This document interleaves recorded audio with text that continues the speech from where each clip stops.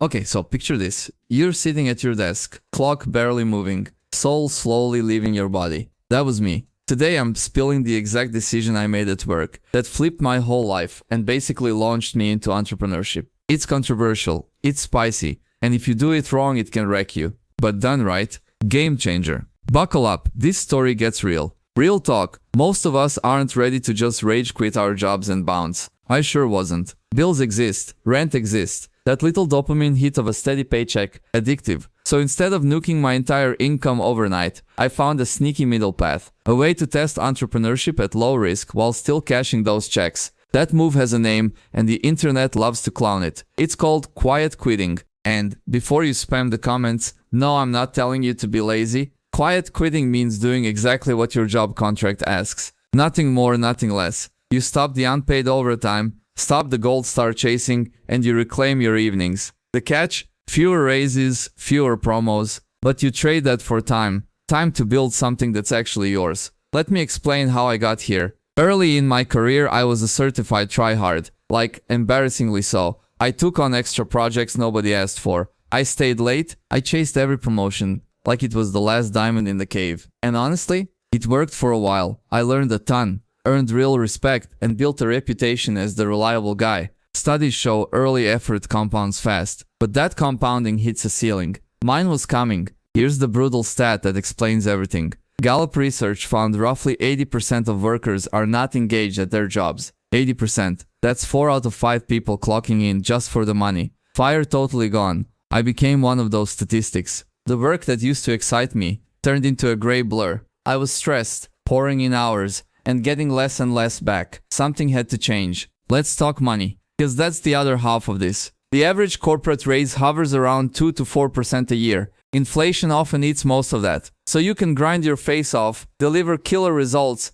and still basically tread water. The wild part? The fastest raises I ever got came from switching companies entirely. Loyalty literally costs you. That realization rewired my entire brain about work. So early 2024. I made the call. I'd been promoted earlier that very year. And instead of feeling hyped, I felt dread. Because I knew the next level meant 3 to 4 years of pure grind, management, or some hyper-specialized engineering role. More stress, more battles, more meetings. I sat there and asked myself the scariest question. Do I even want this anymore? The answer was a clear, terrifying no. Let me paint the corporate report card scene, because this one haunted me. I'd have a year where I crushed it. Big projects, extra mile, real impact, then performance review hits. And I meets expectations. That's a C, basically. Cool, here's your 2% raise. Congrats, champ. I got that rating more than once after going above and beyond. Nothing kills motivation faster than effort that goes completely unrewarded. And I was already in a senior engineering seat.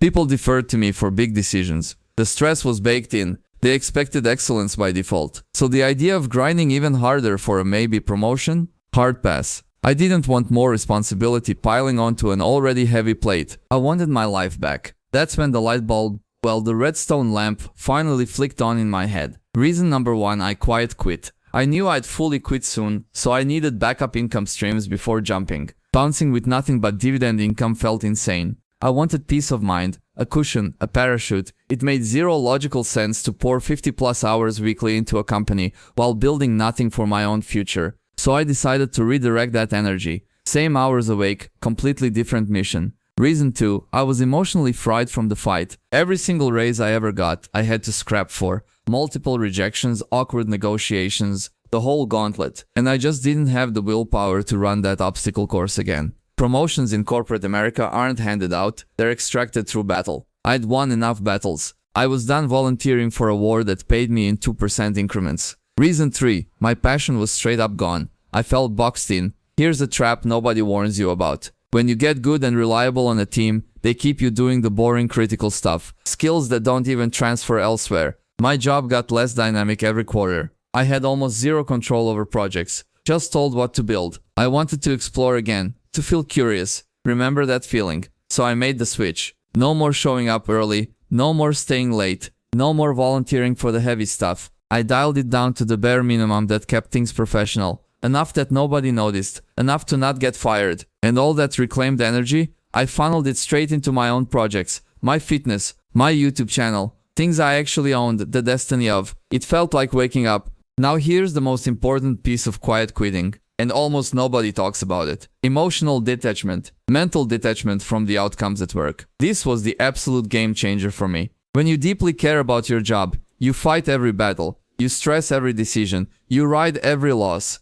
That care quietly eats your mental capacity alive. Learning to let go was harder than any technical skill I ever picked up. For years I was the disruptor, always pestering management, pitching new ideas, pushing to do things differently. I cared like way too much. So the shift was wild. I started telling myself a simple mantra: these aren't my battles anymore. Project going sideways, not my problem to die on. I went with the flow instead of swimming upstream. The stress melted, my weekends came back to life. I felt human again. But, and this is huge, I still showed up. I still hit professional standards. I wasn't sabotaging anyone or ghosting my responsibilities. I just stopped chasing extra gold stars. The key distinction? I kept doing my actual job well. I simply stopped donating free overtime. There's a massive moral and practical difference between doing the bare minimum required and doing less than required. One is a strategy. The other gets you fired, and rightfully so. I'll be honest, I was nervous about my reputation.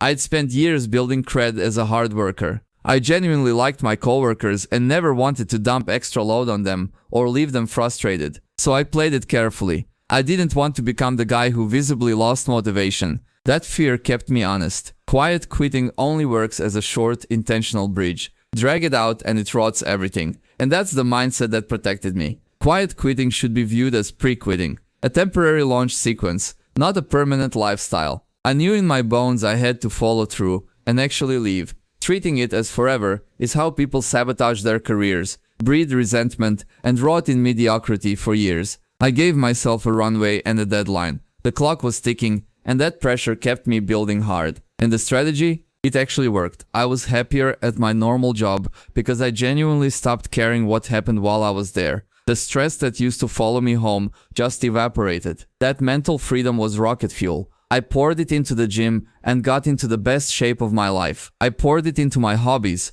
For the first time in years, I felt like I was winning at life. Then the big one. My YouTube channel finally caught a break. The algorithm blessed me. Views climbed, subs rolled in, and suddenly this passion project was generating real income while I was still employed. Do you understand how huge that is? Money coming in from something I built, on my terms, while my salary kept flowing. Two income streams stacking. That's the dream scenario nobody thinks is possible until it happens. So let me give credit where it's due. Quiet quitting freed up the mental bandwidth that made all of this possible. It let me build a cushion instead of gambling everything. When I finally took the entrepreneurship leap, I wasn't jumping into the void. I had at least $1,000 a month rolling in plus a beefier portfolio to lean on if things got rough. That's the difference between a leap and a faceplant. But hold up, before you go quiet quit tomorrow, listen carefully. This move is genuinely risky and it demands care. If you do it, you're basically admitting your job is temporary. You're resigning yourself to a possible ending. And here's the rule. You should not quiet quit unless you have a real plan to fully quit and channel that energy into something productive. No plan equals slow career death. I mean that literally. Let me be crystal clear on the wrong reasons. If you want to quiet quit so you can grind Fortnite all evening or binge Netflix into oblivion, that's not it, chief. That's just coasting toward regret. The entire point is redirecting energy towards something that builds your future. A business, a skill, a channel, a side hustle. Quiet quitting to do literally nothing is how you end up stuck and bitter at 40. Now the raise problem deserves its own moment. Raises are brutally hard to come by. A few percent a year if you're lucky, remember. But here's the cheat code. Sometimes you can hand yourself a bigger raise by going your own way. A freelance client, a monetized project. When my channel got partnered and hit 10k subs, that effectively gave me a 4 to 5% raise. Before I even quit, I built my own promotion. Feeling super stressed at work? Here's a reframe that helped me. Most of that stress points to one thing. You actually care about the job and the outcomes. That's not a flaw, it's a feature. But if you're a quiet quitter, you have to practice detachment from those outcomes. That single mental shift managed my stress better than anything else. It was absolutely crucial in the runway, before I knew I'd be quitting. Maybe you don't even want to leave your job. Maybe you just want projects to dive into while keeping the paycheck. That's totally valid. And quiet quitting responsibly can absolutely make sense there. Why? Because it claims your life back. You reclaim your work-life balance. You stop being the burnout guy drowning under everyone's tasks. And honestly, the clarity that comes from stepping back, sometimes that high-level view is exactly what your life needs. Here's my core belief, and it might ruffle feathers. When you take a job, you're obligated to do that job well and meet expectations. Full stop. But going above and beyond, that should be optional. A choice, not a tax. You're not morally required to donate your extra hours to one company just because it's your full-time gig. That time is yours. How you spend it is one of the biggest decisions you'll make. Think of effort as opportunity cost. Every extra hour poured into your job is an hour not spent on something that might pay off bigger later. There's real risk in going above and beyond. I took that gamble many times and lost. Tried insanely hard, expected a great rating, got mediocre, got a tiny raise. Your time might genuinely be better invested elsewhere. You won't know until you actually test it. Say it with me. You are not defined by your work. You are not your job title, your performance rating, or your badge. You're a whole human with dreams that probably have nothing to do with a quarterly report. The company will replace you in 2 weeks if you leave. So why pour your entire identity into it? Protect your sense of self. That mindset shift is the foundation everything else is built on. Okay, now the danger zone. My biggest problem with quiet quitting is that taken too far, it's straight up destructive. To you, your career, and the people around you. The downsides are real, and they stack fast. So if you go this route, you have to be deliberate. I want to walk you through every landmine I personally dodged, because tripping one of these can set you back years. Pay attention here. Landmine 1, timing. I was not a quiet quitter until I knew I'd be leaving. Early career, I went all in, and thank God I did. That's when you soak up skills, build your reputation, grow your network, and stack your money. Quiet quit too early and you torpedo your own foundation. Without those early grind years, I'd have zero of the engineering experience I lean on today. Earn first, coast later. Landmine 2, career stagnation. The second you stop going above and beyond, you stop being the name that comes up for promotions and shiny new opportunities. That's a real cost. So you'd better have a productive plan to replace that growth, or you'll just freeze in place. Early on, being the go-to guy opened doors I didn't even know existed. Quiet quitting closes some of those doors. Make sure it's worth it. Landmine 3, stalled skill growth. When you reserve yourself to just doing the job and nothing more, you stop stretching. You stop learning the hard, uncomfortable stuff that actually levels you up. That's fine if your growth is happening in your side projects instead. But if it's not happening anywhere, you're flatlining. I made sure my YouTube and fitness were teaching me new skills daily. Growth just moved addresses, it didn't stop. Landmine 4, your reputation. Some managers will clock you as disengaged or unmotivated fast. And your coworkers, they might quietly resent you when they're picking up the slack you dropped. That breeds tension and a label you do not want. Mediocre work follows you. The professional world is way smaller than you think. Burn a bridge here, and it can haunt you at a totally different company, years down the line. This is exactly what terrified me, because my reputation was everything. When I started working less hard than my usual standard, I genuinely did not want my coworkers to notice the drop. That fear is why I kept it surgical and short. And honestly, the cred I'd banked early in my career carried me through this phase. That reputation reservoir bought me the slack to coast quietly. Without it, I'd have been exposed instantly. Landmine 5, your own dissatisfaction. Here's the cruel twist. Doing the bare minimum for a long stretch can actually make you more miserable, not less. Humans crave meaning and progress. Phone it in too long and that emptiness creeps in. You're not doing yourself any favors, and you're not helping the people working beside you either. That's why this is a sprint, not a marathon. Coast briefly, then launch, don't camp there. Now the worst case scenarios, the real nightmares. First, layoffs. If cuts come, the visibly disengaged guy is first on the chopping block. The people grinding visibly survive. So you're literally raising your own risk. That's a gamble you accept when you quiet quit, and you'd better have that backup income ready. I knew this risk going in, which is exactly why I built my cushion before dialing my effort down. Plan for the axe. Second nightmare. Going below the bare minimum. The instant you drop under what your job actually requires, you've crossed the line. That's not strategy. That's negligence. And if you're cranking on tons of your own work during hours you're paid to do your real job, that's not just immoral, it can be flat out illegal depending on your contract. I totally get the company's side there. Don't steal time, just don't gift extra. So let me nail the definition one more time, because this is the whole thing. Quiet quitting is still putting in every hour you're required to work. You're not putting in less, you're just not putting in more. That's the balance. That's the entire philosophy in one sentence. Do your full job, then go home and build your empire. Cross below that line and you're not quiet quitting, you're just quitting badly. So, the big question, should you try hard at work or quiet quit? Honest answer, it totally depends on your situation, your life phase, your goals. There's no one size fits all here. Sometimes the smarter play isn't quiet quitting at all. Sometimes it's switching jobs. A new company can hand you a 10, 20, even 30% raise overnight, plus fresh challenges and a reset reputation.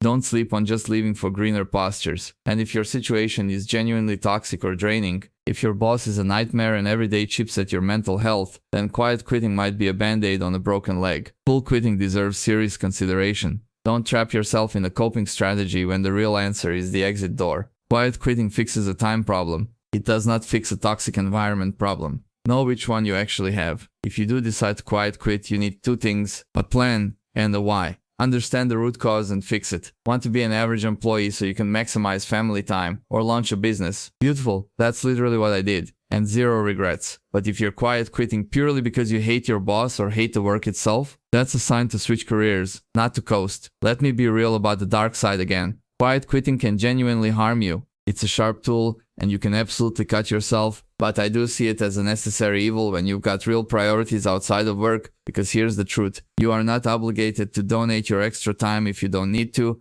Going above and beyond is generosity, not duty. And generosity should be a choice. Think about trying hard for what it really is, a gamble. When you donate a mountain of hours to one company, you're betting that effort pays off in raises and promos. Sometimes it does, often it doesn't. Meanwhile, that same time could have gone to a side project that explodes. You genuinely don't know which bet wins until you place it. I placed mine on myself, and that bet finally hit. So here's the mantra to tattoo on your brain. Quiet quitting should never be the goal, it's just a tool. Use it wisely and make sure every move points towards something better. It's a transition phase, a launch pad, a bridge from where you are to where you actually want to be. Treat it as a permanent destination, and it'll quietly rot your career and your spirit. Treat it as a tool and it sets you free. Why did it actually work out for me when it wrecked so many others? Because I had a plan and I executed it relentlessly. I still put in my full required hours, no slacking below the line. Then I went home and absolutely attacked my projects. The channel grew, the fitness improved, the income stacked, and when the moment came I jumped. Plan plus execution. That combo is the whole secret sauce. Let me hammer the execution part, because plans are cheap. Everyone has plans. Most people scroll for 2 hours and call it research. The difference maker was showing up to my projects after work even when I was tired, even when no one was watching,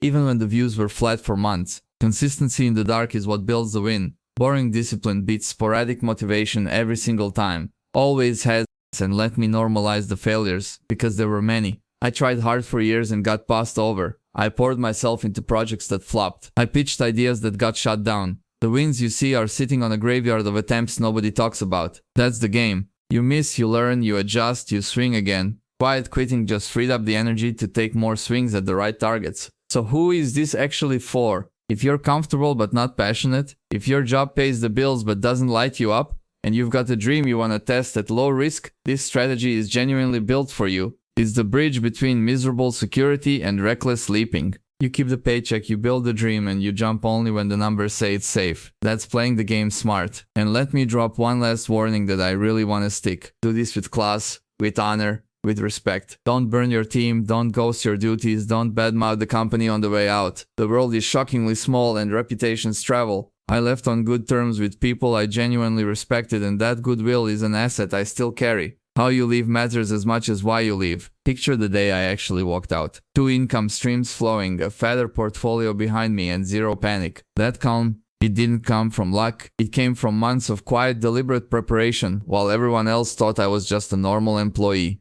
That's the magic of doing this right. The leap looks brave from the outside, but inside it just felt like the obvious next step. Build the safety net first. So let's recap the whole playbook fast. Earn your reputation first. Build backup income before you dial down. Detach emotionally from work outcomes. Do your full job, never less. Redirect freed energy into something you own. Set a deadline to actually quit. And always have a plan with a real why behind it. Miss any of those steps and the strategy backfires. Nail them all and it can change your entire trajectory. Here's the deeper truth under all of this. Most people stay miserable, not because they're stuck, but because they never built the bridge to leave. They wait for permission, for the perfect moment, for someone to save them. That moment never comes. You build the bridge yourself, one quiet evening at a time. While still cashing the checks, quiet quitting was just the tool that let me build mine without falling into the gap. So now I'm curious, what's your take on all this? Are you team try hard, team quiet quit, or team just switch jobs already? Drop it in the comments, I read them. Maybe you're in the comfortable but uninspired zone right now and this hit different. If it did, you know what to do.